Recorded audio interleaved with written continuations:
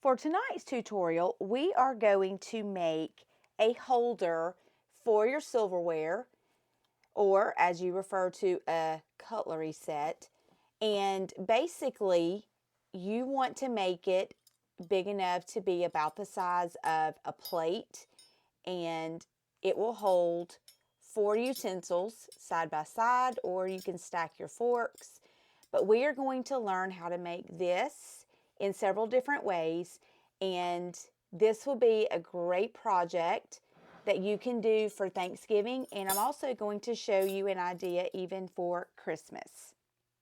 You are going to need 2 5-inch across strips by 12.5 in length.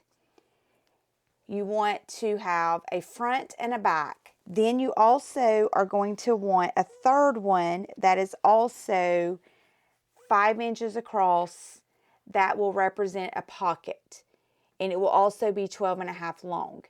Now you can choose if you want to mix and match these, if you want a solid pocket like I did, or if you want this to be your pocket. It doesn't matter, you can choose. And then you're also going to need a piece of batting that is also going to be the 5 by 12.5. Now these strips here are 15.5. So if you have a very big place setting and you want one that's going to be a little bit taller than the one that I have that finishes at 12 inches, then you could go 15.5. So you can just adjust it. Maybe when you make your first one, try 12.5 and see if that's the size you want. But you could go up to 15.5 if you want one that is a little bit taller. But whichever size you choose, you're going to want batting to match. I want to show you also a few options and just some ideas. Now, the one that you saw in the beginning was one that I just basically did a decorative stitch on the pocket. So when you make your pocket, you are going to take that piece of fabric and you're going to fold it in half and go ahead and press it and just do a top stitch just across the top so that it holds your fold in place. If you want, you can add an embroidery. You can add any kind of stitching that you want, and you can do all kinds of things. So this one has just a leaf that I actually pieced with heat and bond after I did my stitch across the top. Also, when you put on the stitch, because this is your pocket, you'll want to make sure that you put it in place after you top stitch it and you have it laying the way that it's going to look, and leave enough room at the bottom for whatever 1/4 inch seam allowance that you have. You don't want to catch your embroidery if you're going to come down to the bottom with whatever little activity that you choose to do. Also, when you stitch it, you want to open it up so that you do not stitch through the back part of the pocket. And that way, when you see the inside of the pocket, it's going to be solid and you won't see any of the stitch work because it will be enclosed in your fold. So this one, I did just a leaf. On the one at the beginning, I did a decorative stitch across the top with nothing on the front.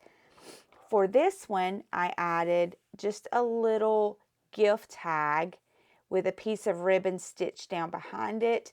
And you could take a safety pin and just hook a little tag on here with someone's name if you wanted to even put names at the place setting. If you wanted to hand embroider a name across the gift tags and have those for a little party, you could even give those away at the end, or you could just, like I said, pin it with some little tag that has their name, just to make it a little more personable at your table. Now, you can also do this project at Christmas, and so if you saw the last tutorial that I did with the scrappy Christmas trees, I just did that same exact project with a smaller version and left my edges raw, and I just stitched my Christmas tree down onto the top half of this folded part. So once you get your top stitch, you can even just do a scrappy Christmas tree. They also have a gingerbread man template that you could use. You could do a Christmas star, but you could even do this for Christmas settings. So gather the things that you need, and I'm going to walk you through how to make this project. Okay, so you want to take one piece of fabric that is going to be your background fabric, and then you want to go ahead and place that with a piece of quilt batting underneath. We are next going to add our pocket. Make sure you have folded it in half and done one straight stitch, and that just closes that in. And we're just going to line that up where the bottom seams match and align. And we want the pocket that you choose to face upward. And then we are going to take the other piece of fabric and sandwich the pocket between the two. And notice again, just to make sure that you see all the parts, we have the batting on the back, we have one piece facing up, and then we have our pocket folded in half, already top stitched, sandwiched between the next piece with the right side facing the Christmas tree. Now, if you want to pin this in place, you can put a few pins in there just to kind of keep all your layers together. If you're comfortable just sewing without doing that, you can do that as well. So what we are going to do is sew all the way around the entire piece until we get almost back to the top where we are on this side of it. And we're going to leave an opening about this big so that we can flip it right side out. So I'm just going to put a pin where I can be reminded about where I will need to leave an opening, and then I'm just going to put another one at the top as well. So I'm going to start by just sewing the top, and I'm just going to follow it all the way around with a straight stitch, a 1/4 inch from the edge of the fabric, so a 1/4 inch seam. Now I have the seam align tape, so this is my 1/4 inch line for my fabric, and then I'm going to just stitch this down. So make sure when you start and stop that you back stitch so that you make sure you have a good seam there when you start your project. So when you come to the corner, you're just going to lower your needle, you're going to turn it, make sure you've come far enough for that 1/4 inch seam, and then continue going all the way around. So I have already sewn mine starting at the top. I've come down this entire side. I've done the bottom part that has the edge of the pocket, and now we're getting up to where my pins are, where I'm going to be doing a back stitch. So when I get to my first pin, I'm just going to stop and pull my pin out, and then I'm going to just back stitch here, since we will be pulling on those threads to turn it right side out. I'm going to lift the presser foot and just drag it to the second pin and go ahead and pull it out and lower my needle. I'm going to start and back stitch here as well. And then I'm just going to continue until I meet the seam where I started my project. And I'm also going to back stitch there.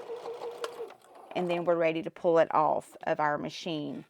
Now, a couple of things is that we are going to have this little opening to turn it right side out here. So you are going to want to make sure that you go ahead when you flip it right sides out, and you're going to want to iron this down so that when we close it up, it will not show your raw edges. You are going to want to clip your corners so that this will lay right. Don't clip where you have stitches, but you will want to do all 4 corners before you flip it right side out. So once you have done all of your clipping, then you'll be able to turn your project right side out where your opening is. And then you are going to take it to the iron and press it. And then we're going to come back after we get it turned right side out, and we're actually going to just do a top stitch, and this project will be done. So make sure you push your corners out really well. Don't use anything sharp, but just push those corners out the best that you can. All the way around. Make sure you get the bottom corners too. And if your pocket is flipped wrong, just flip it. Sometimes it gets turned, so you can just flip your pocket as well. And then just get in the bottom corner and get those straightened out. So I'm going to get this finished, go get an iron on it, and come back and show you how to put your top stitch. So now we have it completely pressed and we've gotten it turned. So now we have to close up this opening, and we're just going to do a top stitch all the way around the entire project. Now, because I have so much white that looks kind of like snow in this fabric, I am using a white stitching around the outside just to add a little something to mine. You can also use the color of thread that you prefer. So if you don't like your stitch to show and you want it more blended, then you could very easily top stitch with a different color. You could do a different color for both parts even if you wanted to. And your bobbin, on this one for example, you could put a red bobbin, since red is all the way on the back. You could come down to here and back stitch, and then you could pick up with a green on the pocket, or you could just do red all the way around and just have that kind of changed. But we're just doing a top stitch to give it a finished look, and that also helps us just close up the seam that we made. And I'm only doing about 1/8 of an inch, so you will notice that I am in between that 1/4 inch seam allowance and where my needle actually is running. So about 1/8 of an inch all the way around, 1/4 inch seam. And that will finish off your project. Once you get to each corner, just turn, try to keep that 1/4 inch, and you will have a completed little accessory for your dinner table. So here's our finished project. We have the cutest little accessory for our kitchen table and our place setting. I absolutely love this little raggedy Christmas tree and all of the Christmas colors. It just adds a little something to your project. I hope that you enjoyed this. This is something that is so easy to do. You can make these very fast and in bulk.